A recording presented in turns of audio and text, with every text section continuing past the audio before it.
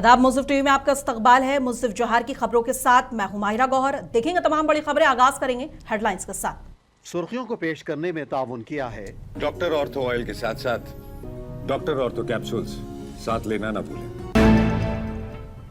और सीएम हेमंत सोरेन ने नेताओं को भेंट की झारखंड राइजिंग पुस्तक विजन 2050 के प्रयासों की दी जानकारी।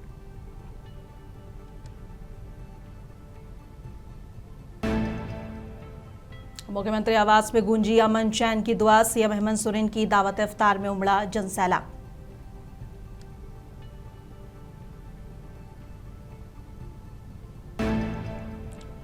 झारखंड विधानसभा के पंचम बजट सत्र का आज 17वां दिन। मंत्री दीपिका पांडे सिंह ने सदन में उठाया मनरेगा का मुद्दा।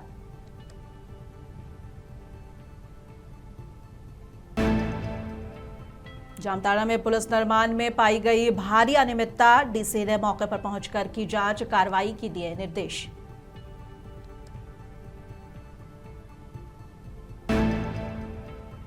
पटना में जमा खान की भव्य इफ्तार पार्टी। नीतीश कुमार और नए नेता निशांत कुमार की उपस्थिति रही खास।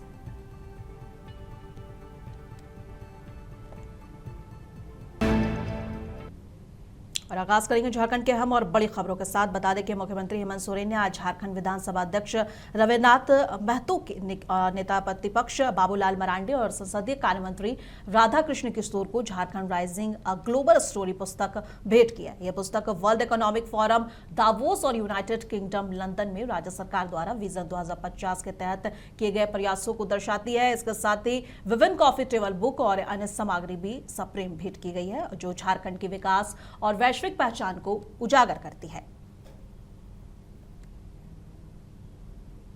मुख्यमंत्री हेमंत सोरेन ने बताया कि झारखंड विधानसभा में आज बिहार विधान परिषद की बाल संरक्षण और महिला सशक्तिकरण समिति के सदस्यों से शिष्टाचार भेंट हुई। इस दौरान आपसी सहयोग, महिला सशक्तिकरण और बाल संरक्षण जैसे अहम मुद्दों पर विस्तृत चर्चा की गई। मुलाकात सौहार्दपूर्ण माहौल में संपन्न हुई। झारखंड विधानसभा के पंचम बजट सत्र का 17वां दिन हंगामेदार रहा। सदन की कार्यवाही दो भागों में चली, जहां पहले में प्रश्नकाल में विधायकों ने अपने अपने क्षेत्र के मुद्दे उठाए। इसके बाद मंत्री दीपिका पांडे सिंह ने मनरेगा को अधिकार आधारित ढांचे में बनाए रखने और रोजगार गारंटी को 125 दिन से बढ़ाकर 150 दिन करने का प्रस्ताव रखा। यह प्रस्ताव सदन से पारित हुआ, जिससे लाखों जॉब कार्ड धारकों को राहत मिलने की उम्मीद है और पलायन रोकने में भी मदद मिलेगी। अध्यक्ष महोदय, मैं कुछ बात रखना चाहती हूँ प्रस्ताव के पहले। ग्रामीणों को रोजगार प्रदान करने और उनके परिवारों को आर्थिक सुरक्षा सुनिश्चित करने के उद्देश्य से डॉक्टर मनमोहन सिंह के नेतृत्व वाली यूपीए 1 सरकार ने वर्ष 2005 में महात्मा गांधी राष्ट्रीय ग्रामीण रोजगार गारंटी अधिनियम को लागू किया था। झारखंड जैसे राज्य में, जहाँ की एक बड़ी आबादी अनुसूचित जनजाति, अनुसूचित जाति और पिछड़े वर्ग से संबंध रखती है, यहाँ मनरेगा केवल एक योजना नहीं बल्कि ग्रामीण परिवारों के लिए जीवन रेखा है। इस योजना ने गरीबी कम करने, पलायन रोकने और महिलाओं के सशक्तिकरण में ऐतिहासिक भूमिका निभाई है। हाल में ही प्रस्तावित विकसित भारत गारंटी फॉर रोजगार और आजीविका मिशन अधिनियम 2025 वीबी ग्राम जी के प्रावधानों से ग्रामीण गरीबों के अधिकारों के हनन की आशंका है। प्रस्तावित नया अधिनियम काम मांगने पर रोजगार मिलने की कानूनी गारंटी को समाप्त करता है। झारखंड के भूमिहीन मजदूरों और विशेष रूप से महिलाओं के लिए मांग आधारित रोजगार की व्यवस्था को भी प्रभावित करता है। राज्यों पर अतिरिक्त वित्तीय बोझ भी। वर्तमान में मनरेगा के तहत अकुशल मजदूरी का पूरा खर्च केंद्र सरकार वहन करती है। नए अधिनियम में केंद्र राज्य वित्तीय पोषण अनुपात को 60-40 करना संघीय ढांचे के खिलाफ है और झारखंड जैसे सीमित संसाधनों वाले राज्य पर असहनीय वित्तीय बोझ डालेगा। केंद्र सरकार को पूर्ववत वित्त पोषण जारी रखना चाहिए।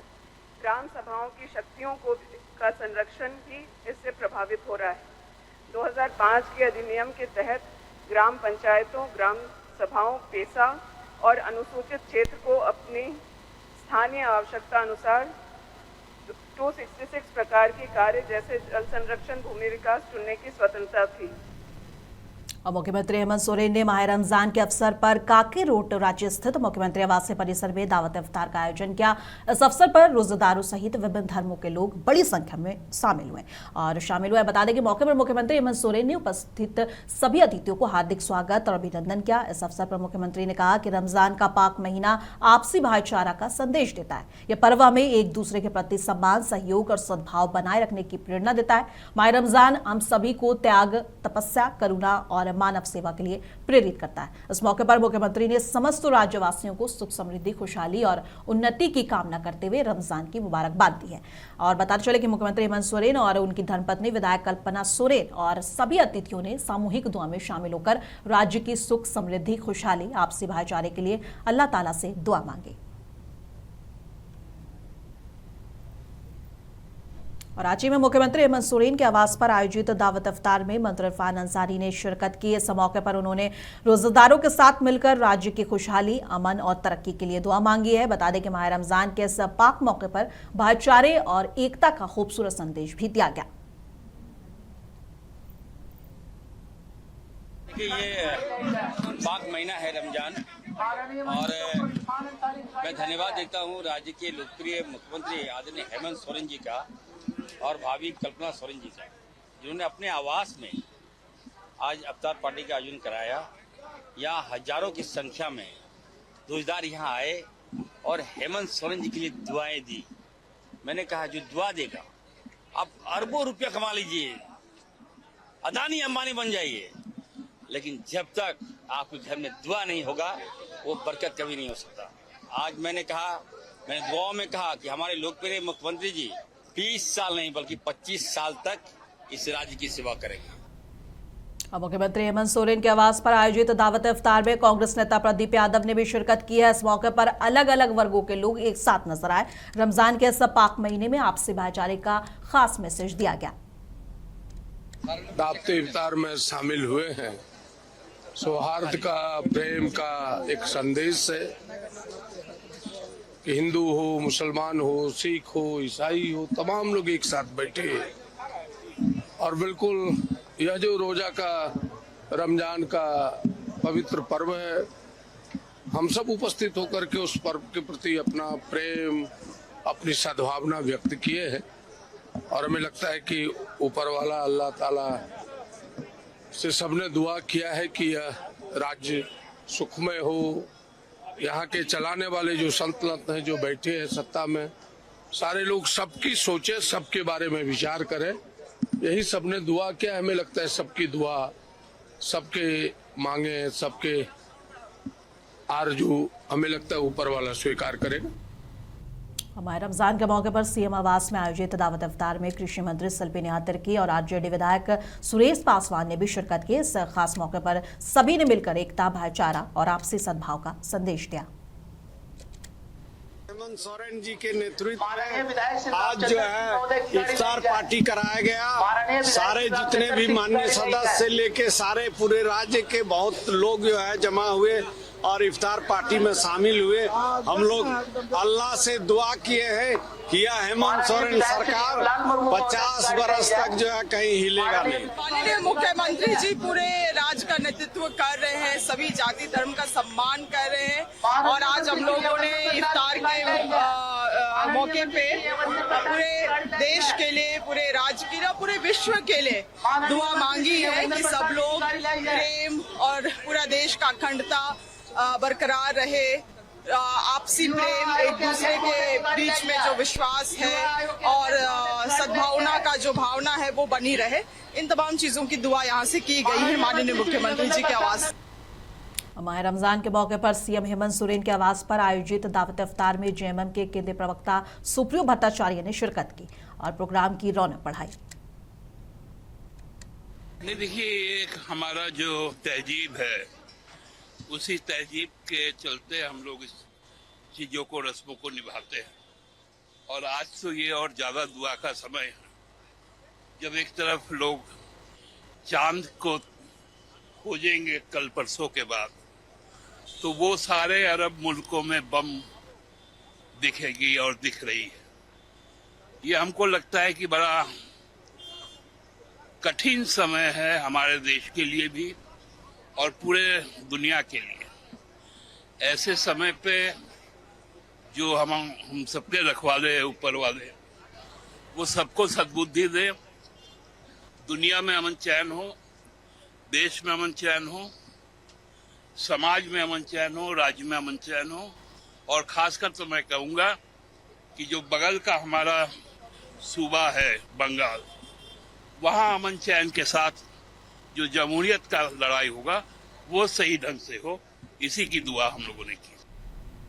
और झारखंड के जामताड़ा से बड़ी खबर सामने आ रही है, जहां निर्माणाधीन पुलिया में भारी अनियमितता का मामला उजागर हुआ है, जिसके बाद निर्माण कार्य पर सवाल उठ रहे हैं। उपायुक्त रवि आनंद, एसडीपीओ आनंद कुमार और सीओ अविश्वर मुर्मू ने मौके पर पहुंचकर जांच की है। जांच में गंभीर अनियमितताएं सामने आई हैं, जिस पर जूनियर इंजीनियर को फटकार लगाई गई है। अन्य स्थलों पर भी निरीक्षण कर सख्त कार्रवाई के संकेत दिए गए हैं।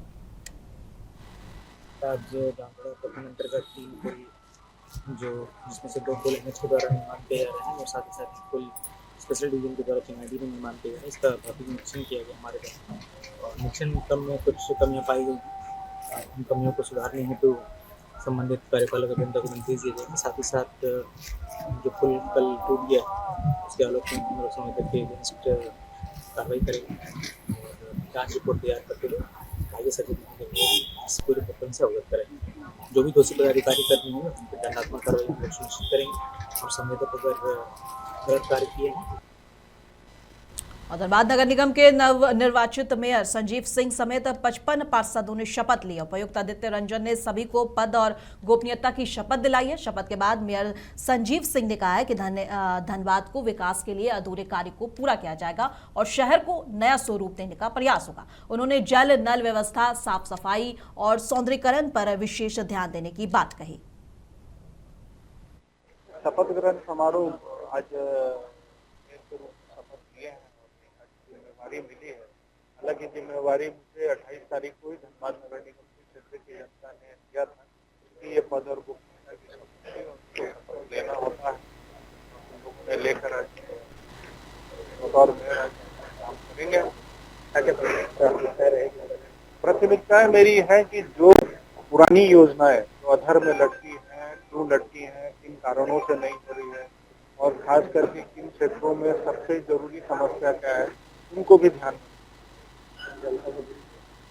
जनता के लिए हम यही कहना चाहते हैं कि हमारा ये प्रयास रहेगा कि जिस उम्मीद के साथ आप लोगों ने मुझे जिताया है, ये मेरा प्रयास रहेगा कि हम आपके हर क्षेत्र की समस्याओं के समाधान के लिए को जल्द से जल्द दूर करने का प्रयास करेंगे और आपका भी सहयोग चाहिए, क्योंकि ये निगम क्षेत्र आपका घर है, आपका और आपके घर को कैसे स्वच्छ रखना है, बेहतर रखना है, आपसे बेहतर कोई नहीं जानता। हम लोग काम करेंगे और आपके साथ। और यहाँ रुकेंगे छोटे से ब्रेक के लिए। ब्रेक के बाद जल्द हाजिर होंगे। आप बने रहे मुसफ टीवी के साथ।